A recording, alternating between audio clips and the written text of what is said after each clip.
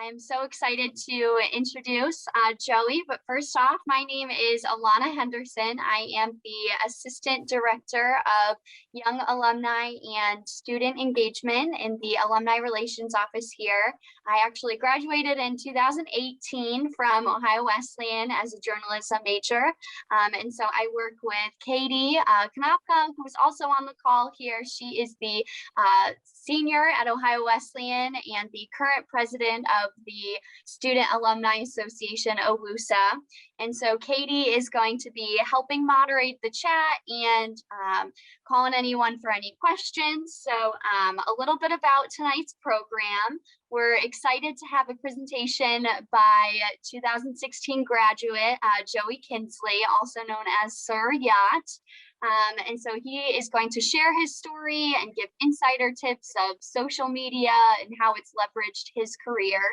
Throughout the presentation, if you have any questions, feel free to utilize the chat or on the bottom of your screen under reactions, if you want to raise your hand. And then once you're called on, you can unmute yourself and ask your question directly there. So you can ask questions throughout the presentation or hold them till the end. Whatever is easier for you. But a little bit about Joey. So he is celebrating his 5th beer reunion this May. Goes by so fast. Oh my God. So he's a 2016 graduate of Ohio Wesleyan and originally from Cleveland, Ohio. He was a management economics major, member of Phi Delta Theta fraternity, the men's basketball team, athletes in action, among many other accomplishments as a student. And since graduating, he's developed quite the following on social media platforms like TikTok, Twitter, Instagram, and he even recently starred on Food Network's Worst Cooks in America. And so he was even earlier last week a media guest at the NFL draft this year. So there's lots more to learn and hear. So please help me welcome Sir Yacht. And in the chat, if you would like to go ahead and say where you're from, where you're zooming in from, your year, and just help us give us a warm welcome. And so I will share my screen and we will get things going. Sounds good with me. Yeah, no, thanks again for having me back. I'm super excited to be here and do this. It's like it's a thing you kind of dream of when you're an undergrad, and you hope to come back. And I had a weird dream last night that I was giving a commencement speech today, and I was like, oh my God, I have like nothing prepared. But then I was like, okay, it's this thing, not a commencement speech. But it got me thinking. So maybe one day that'd be really cool. But yeah, so.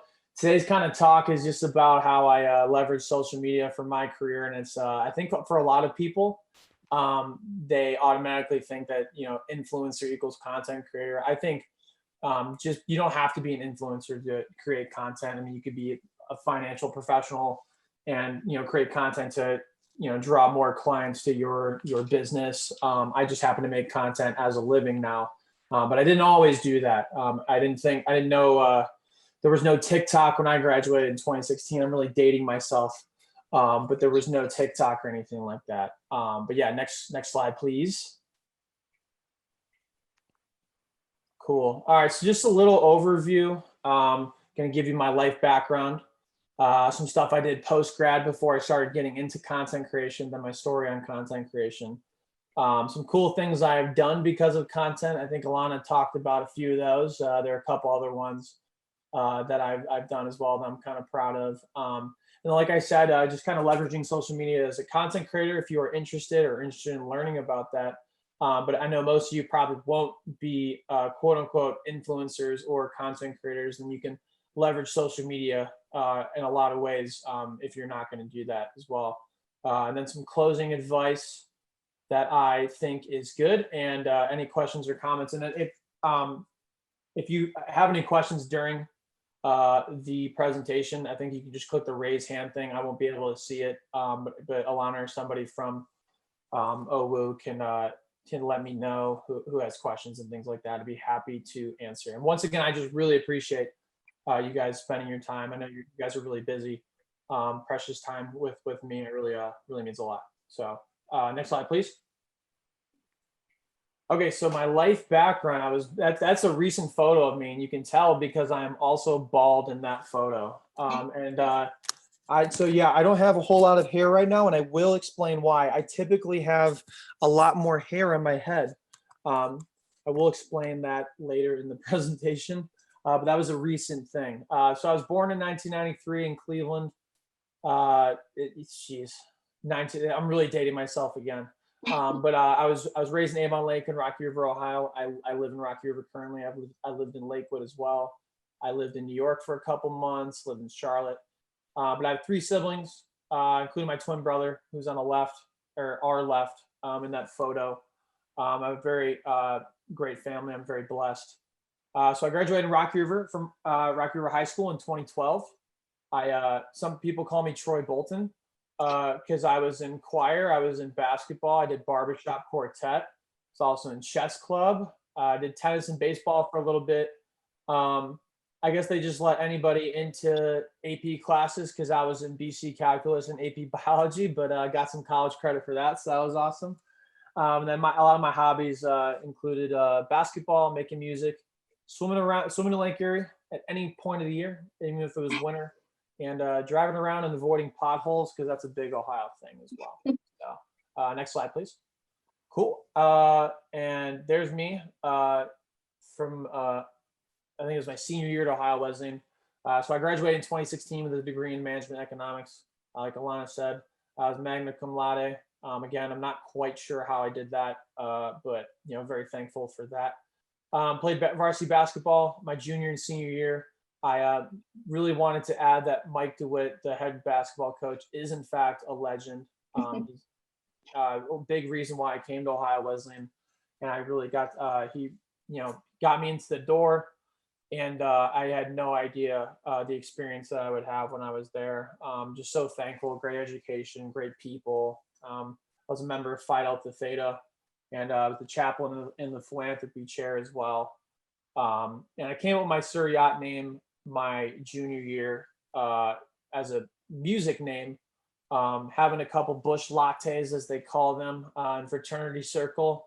I basically wanted an artist name, a musician name that was available on social media. I had some other name that wasn't, and I wanted it to let people know that I love water. That was a big inspiration for music, and I wanted people to know I was an artist and not a band. So that's where Sir Yacht came from after a lot of brainstorming, and it kind of stuck. So that was fun. And then I was also an Athletes in Action member. I believe that's still around, but that was a big part of what I did on campus as well. Next slide, please. Thank you. Okay, so post grad. So I graduated with a degree in management economics, and I valeted in high school and during college and out of college for probably 6 to 7 years on and off. My first ever job was I was a financial rep for a quote unquote pyramid scheme. Now it may or may not have been a pyramid scheme. I'm not saying it wasn't, but I'm also not saying it was. But it was a good first job. It got me some experience. Ended up leaving because a couple of my clients canceled their policies, and I started to owe the firm money, and I was like, I did a couple days where I would fake sick to because I couldn't afford to drive to work, and it was kind of scary. It was. I've kind of diving into all this stuff. A big reason why I didn't start doing content when I was in college and high school and things like that, besides it not being like as saturated as it is now, and not knowing that it would have been a career, is because I've dealt with a lot of anxiety and kind of seasonal depression in my life, and I'm pretty vocal about it now, but I never was. I always thought it was kind of a thing you kind of hide, and in the corporate world, I think that really affected me a lot. But I had a lot of fun at Ohio Wesleyan, and I was really geared up to do something great. So like seeing all these people around me being very successful, my peers, colleagues that graduated from owu, and seeing them successful, and me kind of struggling right out the gate because I really didn't submerge myself into whatever I was working for. I didn't really give myself a chance because I wasn't too passionate about it. To see other people kind of succeed, and I was struggling a lot. it kind of hurt. And, I really wanted to figure it out, but I didn't know quite how at the time. So yeah, I just kind of dive into that, and I'll touch a little bit more on that in the presentation as well. But I was also an intern for a microbrewery, an inside and outside sales rep for an electronic component manufacturer representative. That is a nice long phrase for I sold little parts. My most recent gig, I was a digital marketing specialist for a marketing firm for Lorain County in Ohio. Next slide, please.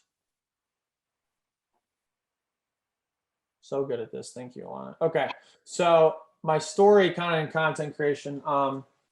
So I quit after 7 months of working for a financial rep in downtown Cleveland. Again, it just kind of got burnt out. I figured out quickly it wasn't what I wanted to do. When I graduated from Ohio Wesleyan, I had in mind my goal. I was like, I really want to make a lot of money. And I think a lot of people have that goal in mind, and your parents and friends, they're like, oh, how are you going to do that? And I'm like, I don't know. I'm just gonna make a lot of money. Life, you slowly learn that, that's not necessarily how it works right out the gate. So kind of just my story with the content creation. I took an internship with the microbrewery in Cleveland. I worked between that and valeting 80 hours a week, and it was mentally exhausting. I did it because I wanted to move to Savannah, Georgia. I was just set. I was like, I'm gonna move to Savannah. I'm gonna, I just need that's what I need, is like a new chapter in my life to just reset, meet some people there, and everything will be good. Ended up not moving to Savannah for one reason to another. But it's my favorite city in America nonetheless. I'll still go there a lot. I think I'm gonna try and go in there in a couple weeks. But yeah, I was just kind of mentally exhausted with, working in corporate America. Not that it necessarily is a bad thing, but it just wasn't for me. And I think I was pressured by family, friends, and things like that to do something that I did not necessarily want to do, which I think a lot of people are susceptible to, unfortunately. But it took a little bit for me to figure out that, because and again, like, a lot of people didn't really want to hire me when I was after I resigned from my internship with the microbrewery. Didn't really give myself a chance. I was valeting part-time for 10 months, and it really kind of set me back mentally, financially, physically, as well. I just kind of felt like I was failing. There are things that I learned at Ohio Wesleyan that I just wasn't applying into my real world life. And I ended up just not really giving myself a chance. And I kind of just slept and watched Friends while valeting. My life was watching reruns of Friends and sleeping.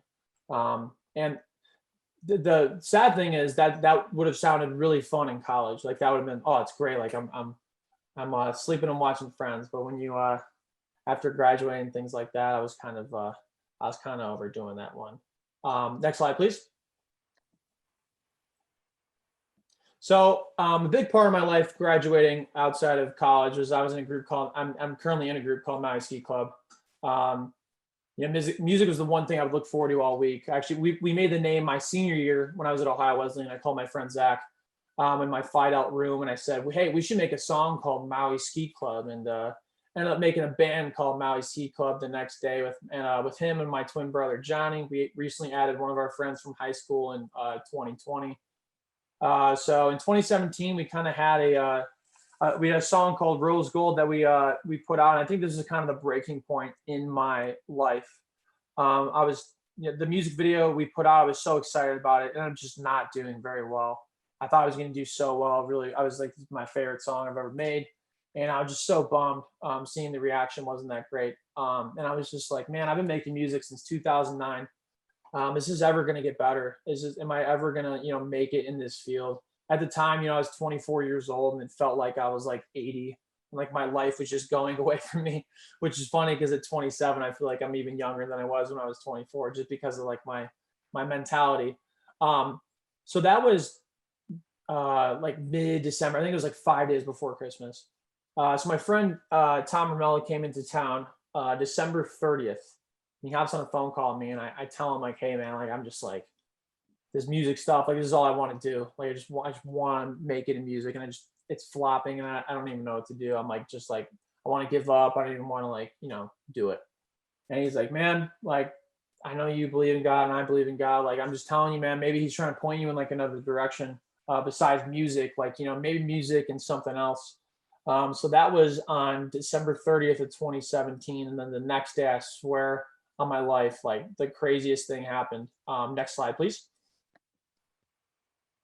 So December 31st, 2017, the Cleveland Browns went 0-16. And for anybody that knows me or has seen my social media at all, you know that I am the biggest Browns fan in the world. I live and die by the Cleveland Browns, and it's been a lot of dying when it comes to the Browns. They have not been very good. Finally, they're starting to be good, which is a good thing. But I watch mostly every awful game. And so anyways, the Browns went on 16. My friend Tom, my same friend, he goes, hey, you should make a rant about the Browns. And I was like, man, I don't really do that stuff. I don't make videos. I was like, he's like, no, do it. I'm like, well, it's New Year's Eve. I'll do it tomorrow. He's like, no, do it now. And after every excuse I could think of, I was just like, you know what, fine. I'll make some sort of rant about the coach at the time, Hugh Jackson, because he was notorious for saying he'd jump in Lake Erie if the Browns went 1-15 again. And they went 0-16 the next year. So this is my first ever video that I've ever made. Alana, if you'd like to. Out here in Cleveland and below freezing temperatures, like the Browns have been below expectations for the past 25 years. Hugh Jackson, congratulations. 0-16. You get to jump in that thing. You get to jump in that lake. So I'm going to show you the best place to jump into Lake Erie. First area, Rocky River Park. I was not happy. Rocky River, Ohio. If you look around, it's nice and very scenic. There's a pier over here. Don't go on the pier, otherwise you might fall short, just like how the Browns fall short every single time in every game. Here's some buses you can throw more players under. Down here we have Cleveland Yacht All right, Club. you can pause it. 78, aka the last time the Browns. So you get the gist. I was very angry, and I thought it was a great way to, funnel my frustration into a video. And I was like, I'll just, post it on Twitter. If whatever, I think it'd be a nice thing to do, whatever. Next slide, please. Out here in Cleveland and below freezing temperatures, like. That's okay. This is my first PowerPoint I made in like 10 years, and I was running through it last night. It might be longer than that, actually. I keep forgetting I'm 27. I think it was longer than that. So posting that video, I had no idea like any of this stuff would happen. So it's actually January 31st, 2017. That is a typo on my part. But I was on SportsCenter Snapchat the next day for my video, and I gained probably a couple thousand followers on Twitter. Which was like the coolest thing because I was just like so down and I just didn't know like what to do with my life, social media, things like that.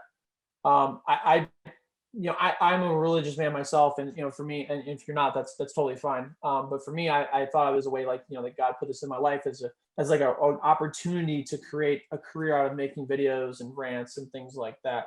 So I started making Cleveland sports rants, sketches, other miscellaneous videos on Twitter.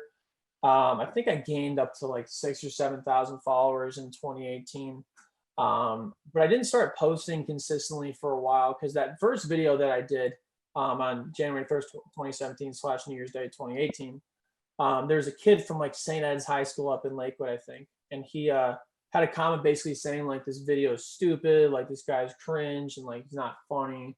And they had like 16 likes. Meanwhile, my tweet had like my video like thousands and thousands of likes, like 300,000 views. It was on SportsCenter Snapchat, and I left like those 16 likes. Like I didn't even think about the positive stuff. The 16 likes, kind of just like make me not want to post. I just thought about that and focused on the positive. But then I kind of I basically told myself after a while that I was never gonna care about what people thought of me on social media because, back then you had to have a really thick skin, and I would say more so now in 2021, you got to have a really thick skin when you post anything on social media, and whether it's on Facebook, Twitter, TikTok. It's easy for people to type negative stuff. People can just do it. I don't know if they would necessarily say it to your face, but we'll never know. But that's the thing I kind of vouched on was to, have a thick skin and to not to worry about that kind of stuff. And that was a big breaking point as well in my life. Next slide, please. Water's such a great invention. I love water. Anyways, so a lot of things that I really kind of focus on is like a strategy. Glenn Bryan, I don't know if he's still a professor at Ohio Wesleyan, but he's the marketing guy. Um, he was probably one of my favorite professors, and he was always talking about brand. Like he literally would say brand probably 1,000 times in a class, and I may or may not be exaggerating when I say that. But he was a great guy, and he was always talking about figuring out your brand and your strategy in life, and not just with the business, but your own personal brand. So that's something that really stuck with me when I was at Ohio Wesleyan. So for my strategy, there are a few things I kind of focus on. The first thing being connections. So just some kind of examples of connections in my life that came about in 2018, the first year I started making content. One evening, I was at a bar, and I got a number from a girl, and she gave me she wrote down all this stuff in like my notes and stuff, and I couldn't tell if she was hitting on me or something like that. I wasn't quite sure. I was like, I don't think she was, but it was so loud in there, I couldn't even hear what she was saying. I was like, just type everything in here and I'll figure it out later. Well, she ended up, her aunt was with an acting agency called Pro Model and Talent out in Akron. And they wanted me to audition to get represented by them and then get sent out to this convention in Los Angeles called IMTA, which I was like, huh, that's pretty cool. I don't really, I've never really thought about that stuff before, but she reached out to me because she saw all this stuff on social media. And what's crazy about social media is that you never know, where it's going to take you. My two goals right now are to be consistent on social media and to have fun. And if I post consistently and I have a good time, the odds are forever going to be in my favor. Those are things I can control. After that, you never know what's going to happen. And there's like these crazy connections that happen because of that. So I had another connection with somebody that saw my social media. I ended up acting in an Amazon pilot for a Channing Tatum executively produced pilot called College.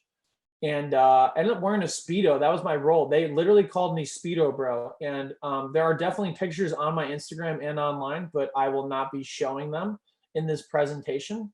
If you want to look them up, you're more than happy to. But I thought I rocked the Speedo, to be honest with you. But I think that's probably the last time I'm going to ever wear a Speedo. But that was a connection that I had.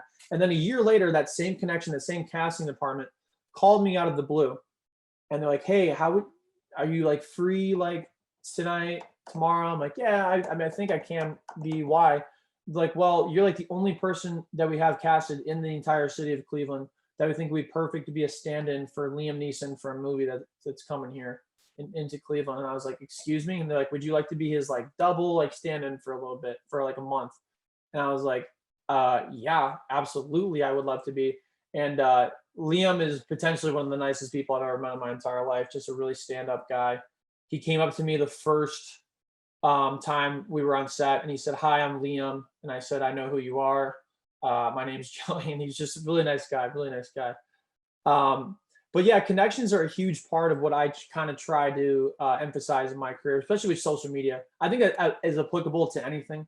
OWU people love helping OWU people. You'll figure that out, as you graduate and things like that, with jobs and things like that. People will pass along resumes and you'll get interviews. But even with social media as well, the connections are really great. And then another thing with the word connections is I like to connect with my audience.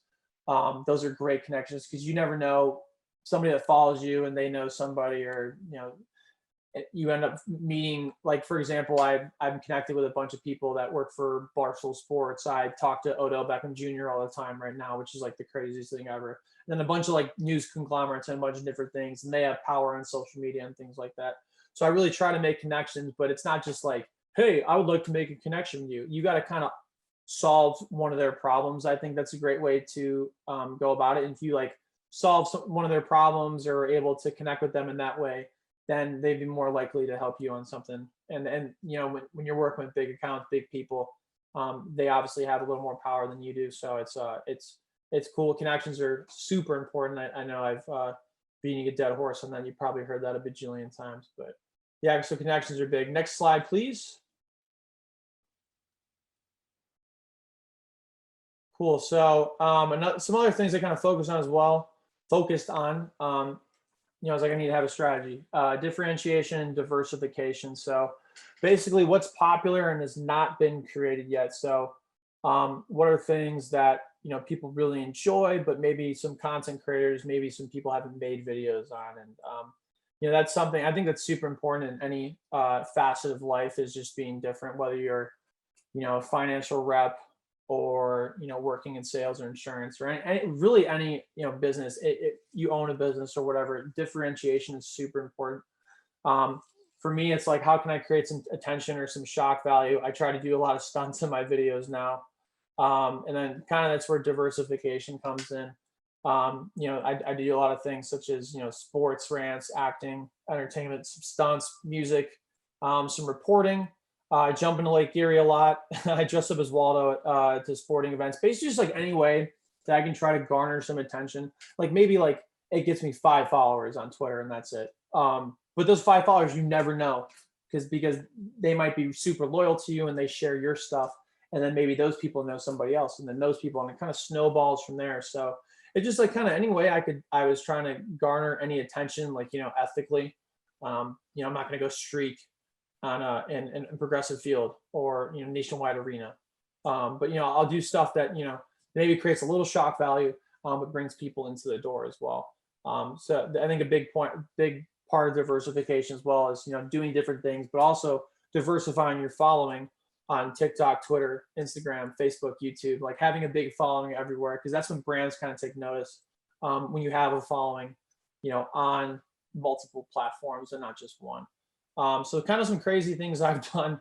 I recently ate a lemon at the NFL draft. I was a media member. I dressed up as Waldo when I was a media member at the NFL draft. I was going to say this might be my last presentation ever at Ohio Wesleyan. It's my first one, but it might be my last, because a week from today I will be skydiving in Ashland, Ohio. So if everybody could say some prayers for me, that would be great. Thank you very much.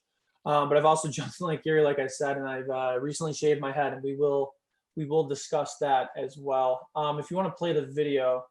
Oh, so this is a video from 2019, basically just like my year, like just the whole year of 2019, like a summary of all, like a lot of cool things that I was really proud that I did. Is it depressing to think about, at this point last year, the Browns had a better record with Hugh Jackson as their head coach? Yeah, a little bit. Sir Yacht versus Jake Paul. Sir Yacht's recent video calls out Jake. I might be fighting Logan Paul. Browns fan Joey Kinsley says he's jumped into Lake Erie. CNN wrote an article about my Browns rant.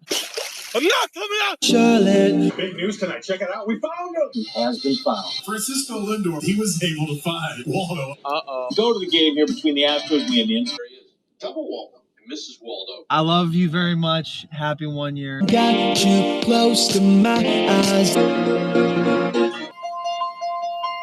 No one feels bad for you. Filming for Liam Neeson's movie, The Minuteman will film scenes at 2 different locations. You know the root of my cause. Take the Browns on Odell Town Road. So I kind of just do a bunch of different things. I have a lot of fun. That's where diversification kind of comes in. Next slide, please. So last thing, some things I really try to focus on. I have 4 goals that I read every day. 1 is to be the greatest entertainer ever. 2 is to own an infinity pool.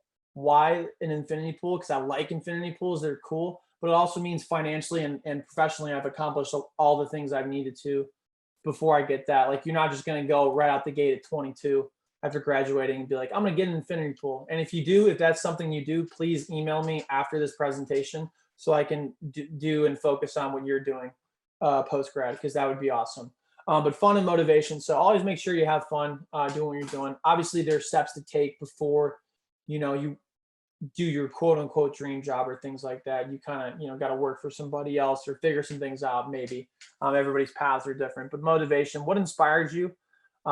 What's your why? Like, why do you wake up every day? What are you really passionate about? I believe life is, too short, and to not do what you want, to not do what you want to do, I think is really selling yourself short. And what fires you up. So 2 stories that really fire me up every day. I really think about. So 2018, I was talking to a girl I was friends with for about 6 years. I think she's really nice, really nice person. And I was at a pub with her, and my uncle was in town from Colorado. And at that point in 2018, I was still kind of struggling. I was making content, but financially and professionally, people didn't really see it as like a career path for me. I believed it was, but a lot of people didn't. This girl goes up to my uncle and says, you know, he needs to like figure his life out. Like he's never going to do this. Like, and I didn't, and you know, he's got to figure something out and get a real job and get, you know, find some real purpose in life. Otherwise he's kind of got to be a bum the rest of his life. When I heard that from my uncle, you know, it made me really, really mad, but it fired me up. And I thought about it every day since, like literally every day. And my biggest thing is, you know, I love to have fun, but I love proving people wrong. You know, sometimes it's your family and friends, you know, that maybe you're doing something that they didn't think you were going to do. You know, I was supposed to be a 4th generation dentist. I came to do pre-dent at Ohio Wesleyan. That was a big reason why I came, was the education on top of the athletic stuff. So I switched and, you know, a lot of my family members weren't, you know, I didn't know what I wanted to do, but I knew I didn't want to do pre-dent. And, you know, I love proving people wrong, whether it's my family, friends, or my peers or anything like that. You know, when people say you can't do something, it's like I do it. I just do it. And I love it. It's so fun. It's so fun to prove people wrong. And it absolutely fires me up. And then I have another story that really fires me up too. So when I was on the Liam Neeson movie set, I was there for a week. And I had 3 more weeks I was going to do after that. My boss at the time, I was working for the manufacturer rep. And, you know, he let me do it for a week. I was going to Charlotte for the weekend with my girlfriend. Her parents were from there. And, you know, he calls me and I'm like, hey, he's like, hey, what do you think about the movie set thing? Are you going to come back to work next week? And I was like, well, they want me on for 3 more weeks. Can I stay on and do that and work remote again? And my boss at the time had the audacity to say, you know, you got your girlfriend, she wants to be a surgeon, and you're going to take these gigs that make you $15 an hour. You think that's going to keep her along? You think that's going to keep her here? You got to do something at the end of the day. You got to quit your dreams. He literally said this. I'm not even making this up. You got to quit your dreams and do something that's going to make you hundreds of thousands of dollars one day. And he said, you know, your girlfriend's not going to stay around if you do this stuff. So he's like, your choice. You either quit or you quit the movie set or you quit here. And it didn't take me too long to say it. Probably took me a second to say I quit.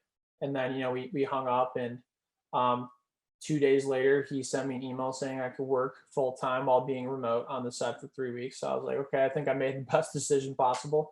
But hearing that from him, hearing people, you know, kind of doubt me and things like that, it really fires me up. Because a lot of people just think content creation, things like that is like, you know, it's fun, it's a blast, but I really had a passion for it. I saw the potential for it. It took 3-4 years to make it a full-time passion, but again, like, just when people doubt me, when people, you know, make fun of me online or things like that, fires me up. I don't even like, I used to be like all defensive and things like that, but now it's just like, I just smile at it. It's fuel to the fire, baby. I love it. So next slide, please. Sorry, I ramble a lot. I told you before this, Lana, I could talk to a damn doorknob. I really could. But I love water. Okay, so 2020 was probably my big breakout year for content, which, you know, they say usually like 3 years into making content and things like that, things start to kind of snowball. And I really didn't do a whole lot of stuff with TikTok at the time. And I started doing stuff last year on TikTok, or a little bit before quarantine time. So my job situation at the time, because of my previous job, was not great. I was quote unquote promoted to an outside sales rep and given potentially the worst territory possible that I could have been given. So I was not making any money. I had COVID-like symptoms in November of 2019. I don't think it was COVID, but I had really bad symptoms. They couldn't figure it out. So I had to go to the emergency room a bunch of times, a bunch of specialists, ENTs, things like that. And my hospital bills were racking up. I had to max up my credit card, and I was just like, my God, like I don't even know what to do. Fortunately, I found a job in digital marketing that I transitioned into, and I started making some money, paying my bills and things like that. At the time, I think I had 11,000 followers on Twitter, maybe 3,000 on Instagram. TikTok wasn't a thing for me yet. It was around and doing well for like a year or so, but I just wasn't on it. But my same friend that told me to post rants on Twitter, told me to start posting stuff on TikTok. And, you know, he has like the Midas touch, I would say, the Midas touch. So when I heard him say that, I immediately was like, all right, I got to post some stuff on TikTok. So I started posting, like, you know, maybe some recycled things from Twitter, some videos and things like that. and nothing was really doing well. It wasn't really videos for TikTok. It was just me being lazy and posting on another app. And I was like, okay, I got to start posting actual TikTok videos. So the one on the screen is the very first video that I've ever made, and it's about Ohio, what traffic signs in Ohio mean. So if you want to play that. Speed limit 65. Speed limit 80. No speed limit. You can make up a parking spot. Go faster. Go, but look first. Hidden police officer. Slow down to 5 miles an hour, then continue. Check that to see if no one is around. Wait till someone is, and then cut them off. Children with asthma. We encourage deer to cross in high traffic areas. 10 points if you hit them. Tailgate the cars going the speed limit. Fun hill. Nobody follows this. Turn right, left, or go straight. Enter, but look first. Traffic needs to go the way that you are going. People not doing anything. So I posted that video, and I think it got like 2 million views in like 5 days or something like that. And things started really blowing up on there, and I was like, oh my god.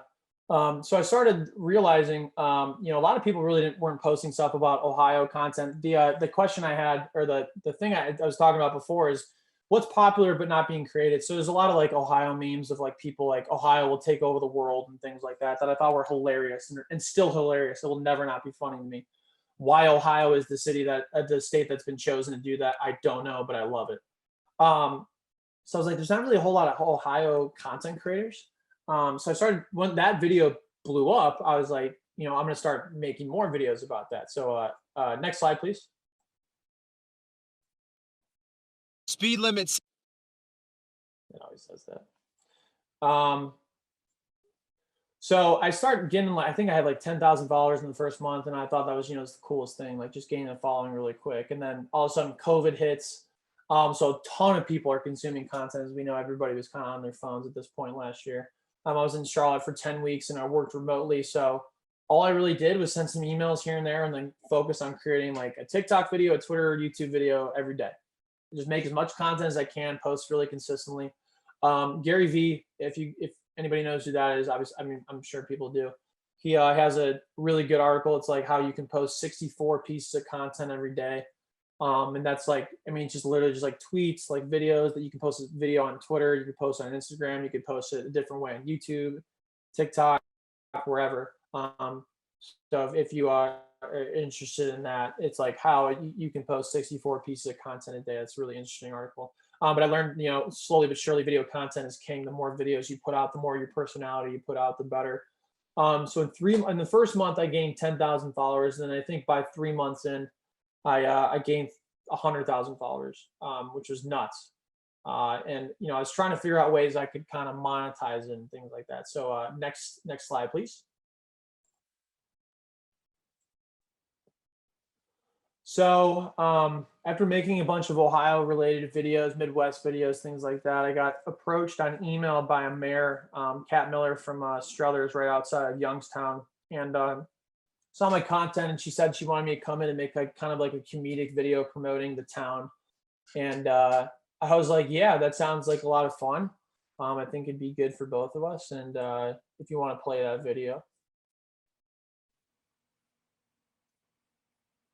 Struthers, Ohio today, the only city in America without a cemetery. That's right, they actually put the bodies under City Hall. This is their mayor, Kat Miller, the first ever woman mayor in Mahoning County and also the first cat mayor. Meow.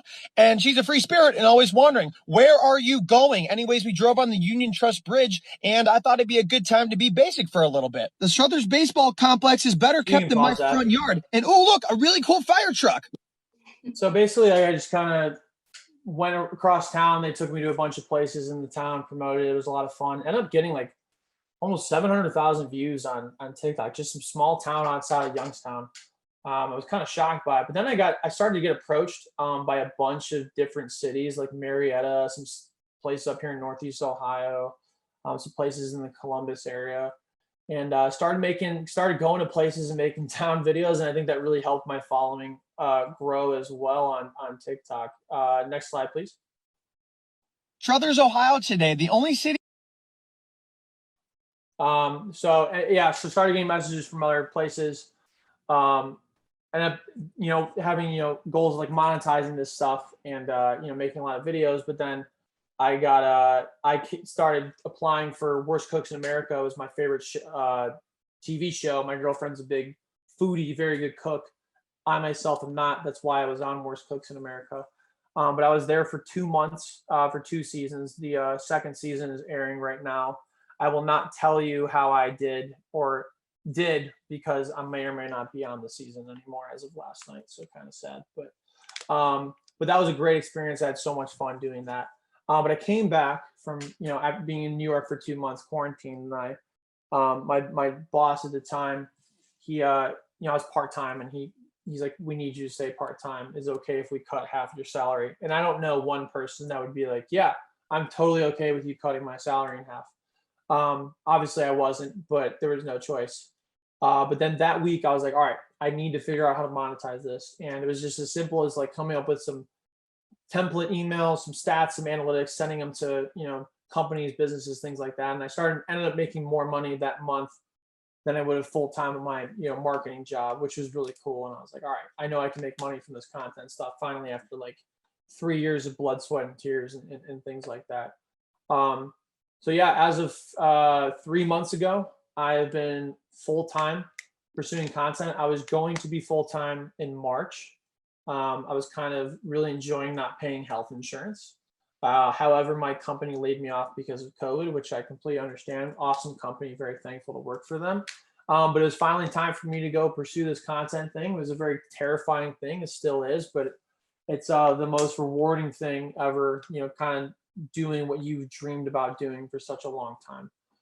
So currently right now I have 340,000 followers on TikTok, over 40,000 on Twitter. Instagram, we're getting there, 15,000, but I think this year is going to be a really good year for growth and things like that. I got a lot of good ideas and things like that. Next slide, please. Some cool things I've kind of done from content, kind of connections and things like that from people seeing my stuff. Amazon pilot that I talked about where I wore a Speedo, and we're not going to show that photo. Liam Neeson standing for The Marksman. I was on 2 seasons for Worst Cooks in America. I'm randomly good friends with Odell Beckham Jr. now. I was just a beanie member for Bleacher Report at the NFL Draft. I produced some content for Johnsonville Brats in Sheboygan Falls, Wisconsin. That was really cool. And I've got to travel around Ohio a lot, which is awesome. But I've started branching out to Florida, Louisiana, Michigan, Kentucky. I'm going to go to West Virginia for a week and do some stuff there. Indiana tomorrow. I'm going to be in Fort Wayne, Indiana tomorrow for a couple days. So that'll be a lot of fun. I did some reporting on college football. One of my followers had some information. I kind of rode with it. And a bunch of like media conglomerates like Barstool Sports, Pat McAfee Show, a little bit of ESPN, NFL Network kind of showed some of my reporting. I have recently retired because I figured out my source is only good at college football. He is not good with anything else. I've gotten potentially everything wrong with the NFL and the NBA. So I've not done that, but college football I will stay on. Next slide, please. So enough about me. We'll talk about how you can kind of leverage some stuff as a content creator. So you saw my first ever video at Lake Erie, Browns Rant. And this is my latest video. And this is why my head is shaved. So the NFL draft this week, I put out a tweet that said, if the Browns drafted a certain player, his name is Jeremiah Owusu-Koramoah, I would shave my head. I didn't think they were going to draft him in the first round, just because I think people were they were supposed to draft other people basically, and I was right. However, I did not specify that I would shave my head only if they did it in the first round. So they ended up drafting him the next day in the second round. I was like, you gotta be kidding me. Like I put that out there and that's the only reason he got drafted. So this is a video of me getting my head shaved. And that's why I'm like bald now. So if you want to play that. So I'm an idiot. I said if the Browns draft Jeremiah Owusu-Koramoah, I will shave my head. Well, they drafted him. So we're going to shave my head. Now, my girlfriend did say that she would still love me. So, but she said she would also make fun of me. Can I get one more picture? Oh. Oh my God. Oh, my sister graduates from college tomorrow. I'm about to ruin every graduation photo. This is proof that if you play stupid games, you win stupid prizes. JOK, you better be good. You better be good. I'm getting my head shaved for you. How could this possibly be worse? How could this possibly be worse? Who you sending? Who is that? That was me? Guys, I'm not dying. It's okay. I'm just an idiot. Honestly, it's not too bad. My net worth is for sure going up $3 million right now. Ah! I was the fastest sperm that came out, just so you know. I'm going to be so ashamed of how I look. Oh! Oh! Oh my God! Congratulations to Jeremiah Luso Cormora for getting drafted by the Browns and making me bald. I'm an idiot. I'm an idiot.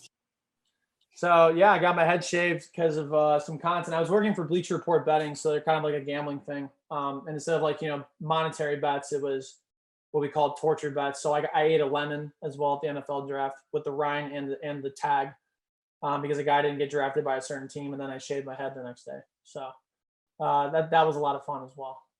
Okay, so next slide, please. So I'm an idiot. Yes, I am an idiot. Yes. We're gonna keep remembering that. Okay, so leveraging social media for your career. So I've talked a lot about myself, but content creation is a super powerful thing. It's obviously a very popular dream job with a lot of people, and there's a lot of saturation in content. But the biggest thing is differentiation, like I said. So for content creators, the biggest thing is, what are my interests and what is my brand? How can I be different and provide value? What is popular but has not been created yet? All these questions that you kind of got to ask yourself. What works and what doesn't? What content should I post on different platforms? And how can I change the same video to post across platforms? That's kind of touching on the Gary Vee thing I said, to where maybe I have like a Twitter video and, I post it on TikTok and I take out the parts that maybe, because TikTok's really sensitive with like, having like a kid audience, you don't want to say certain things and they might take down your video. So it's like, okay, how do I make sure like the formatting like is, you change your video and things like that. So it's different on Twitter, TikTok, etc. So a lot of people are content creators after not being interested in doing it. Some sort of event kind of sparks it. Like obviously I never thought that I was going to be a TikTok creator. But I'm super thankful with the events that kind of happened in my life, all the negativity, the adversity I kind of went through. I think what's so great about, going to Ohio Wesleyan is they really, they really helped me with like problem solving, all my professors, my advisors, things like that, being on the basketball court, being in my fraternity, just being a member of the school, it really, made me critically think. I didn't really do a whole lot of critical thinking in high school. And problem solve and things like that, especially university. So super thankful for that. Next slide, please. So I realize probably a lot of you will not be a quote unquote social media influencer. And I for sure cringe when I hear social media influencer because I automatically think of Jake Paul. If you like Jake Paul, I'm sorry, but it's all good. But so most of you probably will not be like an influencer, but that doesn't mean you're necessarily not going to be a content creator. It could be, pretty much every career you kind of choose can be promoted and marketed with content creation, whether you're a business owner, financial professional, even a doctor, sales rep. I mean, we've all seen, TikToks and things like that of people that own businesses that are just geniuses at marketing. And that in turn, piques people's interest and allows people to come into the door and, see, oh, what is this person's business about? So that's, a super cool thing about content creation is that that doesn't have to be your primary job. But I think a great part of social media is the marketing impact that it can have on businesses and individuals and things like that.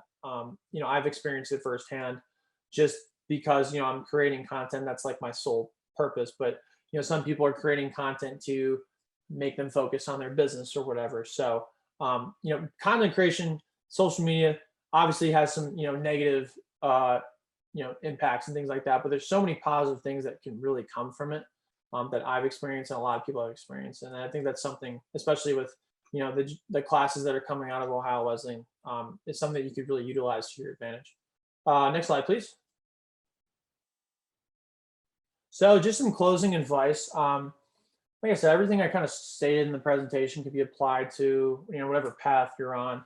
I had no idea in 2016 that I'd be making TikTok videos, that I'd be making content. I thought I'd be making music. I thought I'd be a CEO of a company. I always told myself that, I make a lot of money and things like that. And maybe that wasn't a great goal. if you make a lot of money, that's great. But I think if you follow your passions and things like that, that's like, the best thing you can do. But everybody kind of has their struggles physically, mentally, etc. I sure, I was blessed with so many different things, be able to play basketball at Ohio Wesleyan, make lifelong friends there. Just being in fraternity, get good grades and things like that. But, I definitely struggle with some severe anxiety. I still do on a daily basis, depression at points.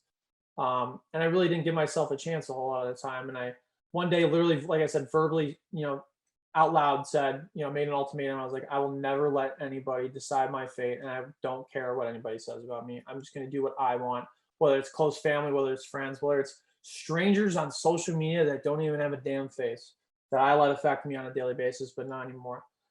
Be patient with everything.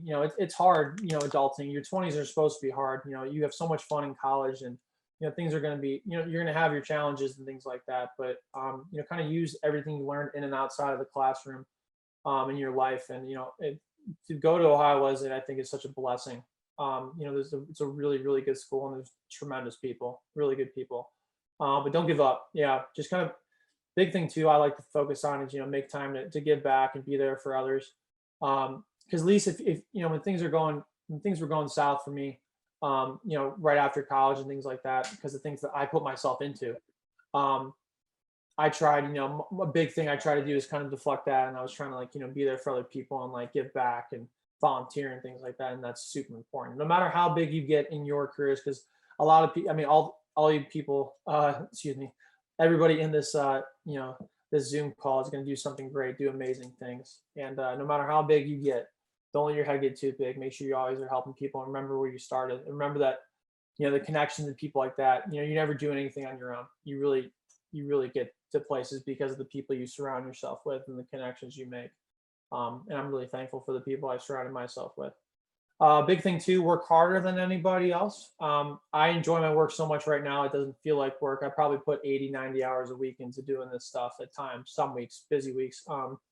But I'm so thankful for, doing it. And it doesn't feel like work. Like, posting videos, posting TikToks and things like that. Like, it's not really work, but when you're making money off it and stuff, you have to call it work. And I'm so thankful that I get to do it.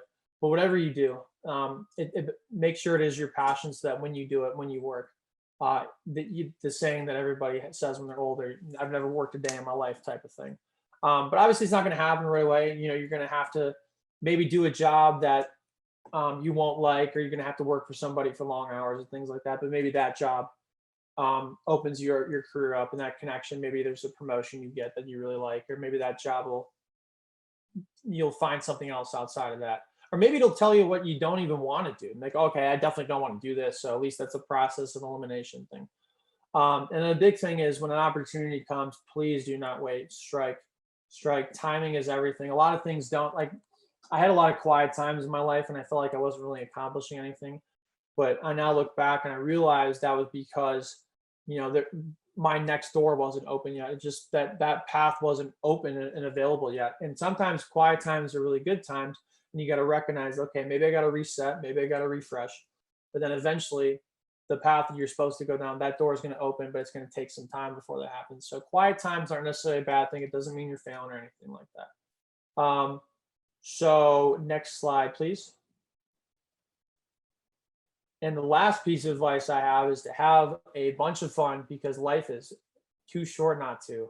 That's a picture of me at the NFL draft. It's kind of this VIP section was the coolest thing ever. It was so fun. I'm so thankful once again for everything. I'm not done accomplishing things. I think, this is kind of just the tip of the iceberg. But if this were the last thing I would to ever accomplish, I'm really enjoying the past 3 months of kind of working for myself and doing some things. But I had to take a bunch of steps to do some other things to get to this point. So, but anyway, super thankful for the opportunity and things like that, and to be called back to give a presentation to Ohio Wesleyan. Next slide, please.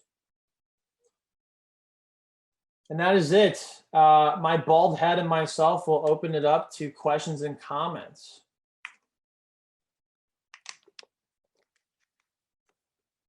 All right. Well, thank you, Joey, for that amazing presentation. I definitely like the ending that you had of the advice. Thank I you. do see one comment from Karen. She says, "How does someone get into content creation slash social media influencing with such a saturated market?" Yeah, no, that's a really good question. And I think when I started doing content creation and things like that, one, I never thought that I would get into content creation. And I just posted a video, like, kind of ranting about the Browns being awful. But then I saw an opportunity that, people, related to the content and things like that. So I think the biggest thing is just to, if you want to do something in content, just post consistently, post as much as you can. You'll figure out what works, what doesn't, what you're interested in, what you're not interested in. And then when those kind of worlds collide, eventually there's a beautiful thing where people start to follow along and things like that. But yeah, again, just kind of figuring out what people are interested in. I think a big thing for me on TikTok is, watch time. I used to post like minute-long videos, and now I try to post around 30 seconds because a big algorithm pushes watch time. So if people watch the entire video, it'll more likely get sent out to other people. And they're more likely, obviously, to watch a 30-second video in 59 seconds. So I just kind of learned a bunch of different things. And you learn by posting. It's kind of baptism by fire. I didn't know anything about content or anything like that. But the more I posted about it, the more I interacted with people, the more I learned about it. The more I learned what I liked as well.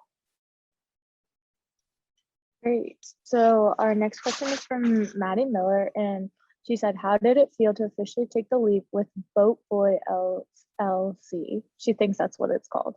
Yeah, no, that's right. So Maddie and I have been on a bunch of town videos together. She is, I think, the person I've worked with the most by far. Yeah. So Maddie is awesome, for anybody that knows her and is blessed to have her in their lives. She is awesome. Super great girl, super great.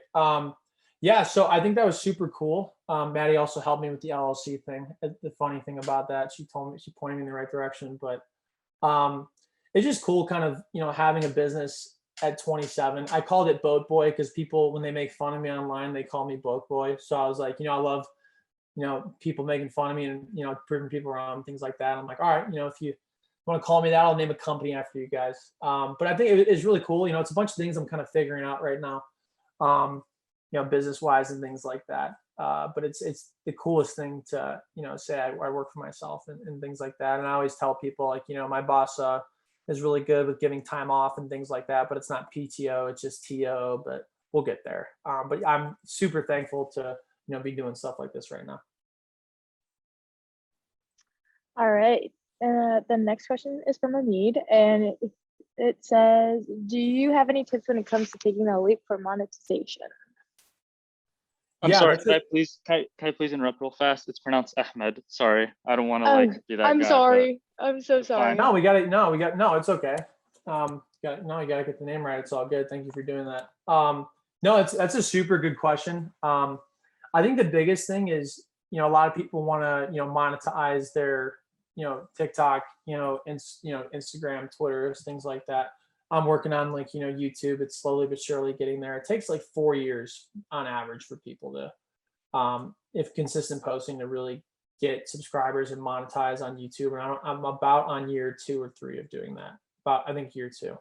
But a big thing I think is, I was really blessed with falling into, making videos for towns, and I recognize that, towns have marketing budgets, and they find it really vital to promote things. So I started, asking people and for the charge and things like that. But even if you don't make quote unquote town videos or things like that, if you have some sort of audience, you have to work up to, get an audience, one day.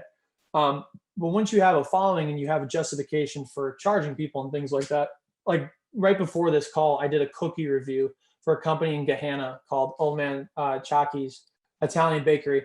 And because I have an Ohio following and they liked my content or whatever, they sent me some cookies and paid me to do a review about their, homemade cookies. So I think once you have some sort of following and you have justification, I think the biggest thing too is confidence, being confident that you can provide a service for somebody, that you can promote somebody's brand and incorporate it into your content and things like that.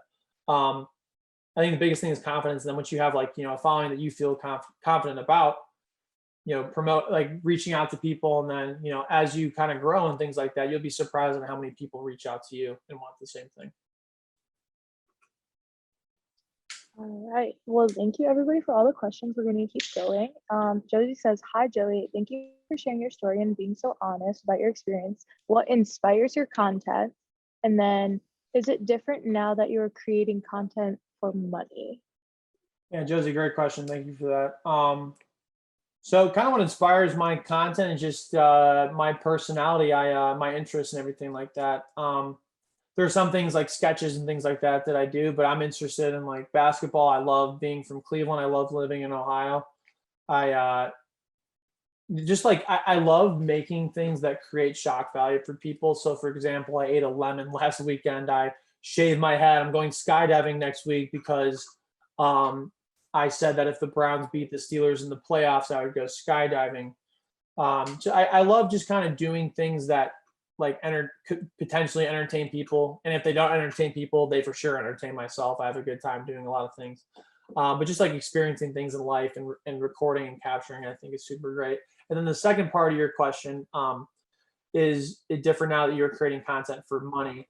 That's a great point. So when I first started monetizing everything, you get super worried because you're like, oh my God, this bombs. Like I'm gonna start running out of reasons to, be able to make money off of this from entities that I'm working with. And that's always such a worry. But I think if that's the focus, if you're focused on going viral, if you're focused on making money, your videos aren't necessarily going to do well. Your content or whatever in life is not going to do well. But if you focus on having fun, if you focus on, making a good video for people and that kind of thing, and taking the pressure off of yourself, I found in turn that creating content, your views end up doing much better than if you kind of just focus on like, I have to make money to live and eat food and that side of things. So just kind of just taking the pressure off everything, because the reason I gain and people gain followers on social media is because they don't worry about that kind of stuff. They worry about like, having fun. Like that's the big thing, even when, it's like puts the bread on the table now. Awesome. All right. So SJ says 17 games for the first time ever. How many will the Browns win in 2021?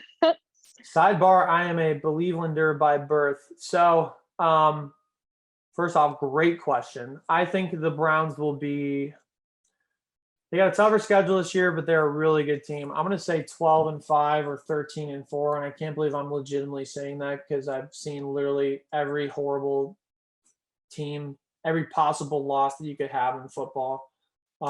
As a Browns fan, as I'm sure a lot of people have that are in the chat that are from Cleveland or just Browns fans in general. But I could say 12-5.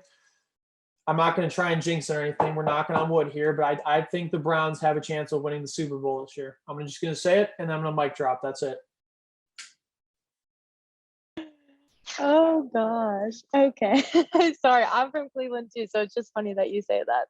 Allie's a Colts fan, so I know she's not happy with that. I know she's kind of she's muted for a reason. So if she wasn't, I feel like she'd be like, "Are you kidding me?" Colts got a good roster too, though. But we'll see. We'll see. All right. There's one more. Taryn says, how do you avoid creator burnout? Is it just being sure you like the content you're making, or is there a conscientious decision / thought process? So that's a great question. I have this like kind of saying, that's not my saying. I'm not taking it, but it's from Finding Nemo, Dory. It just says, just keep swimming. I think that's with anything in life. Like I've had burnout in the professional realm. I've had it in high school, college, like anything I've done. And I've certainly had it as a content creator.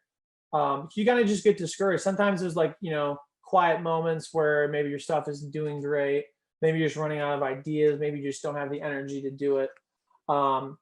So it is like, it's a conscious decision and thought process. Like, I'm just like, just keep swimming, keep posting through it, things like that. Just keep staying positive.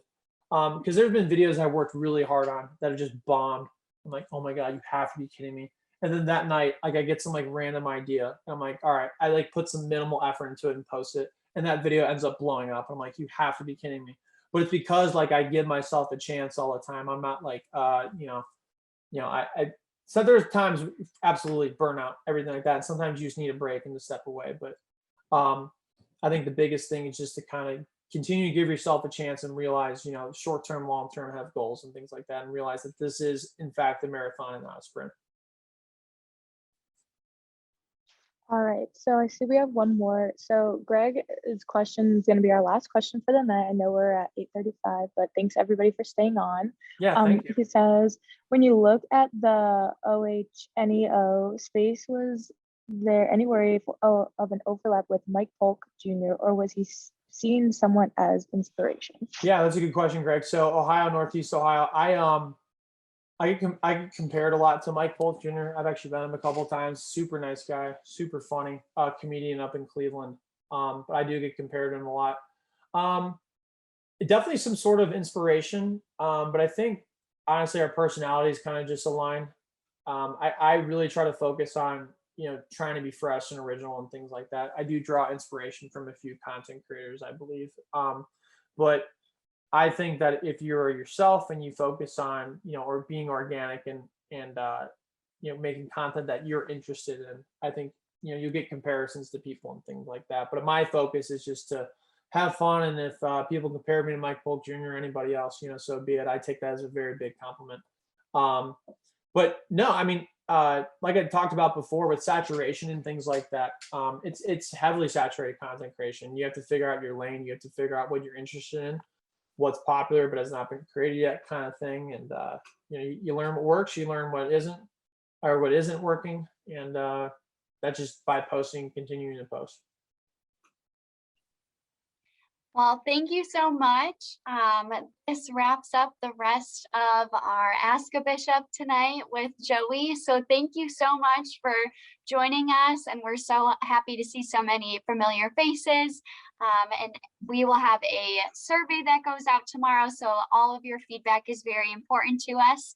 But this concludes tonight's programming. So thank you so much, and make sure to follow Surya on social media. I'll do the plug for you, Joey. Well, thank you everybody for joining. I really appreciate it. Like I said, it's spend an hour, you know, listening to me ramble means a lot to me. So best of luck with everybody's endeavors if you're graduating, things like that, and if you're just whatever you're going through, best of luck, and stay positive. It's life's too short. Have fun. Have a lot of fun. Thank you. Have a good night. Thanks everybody.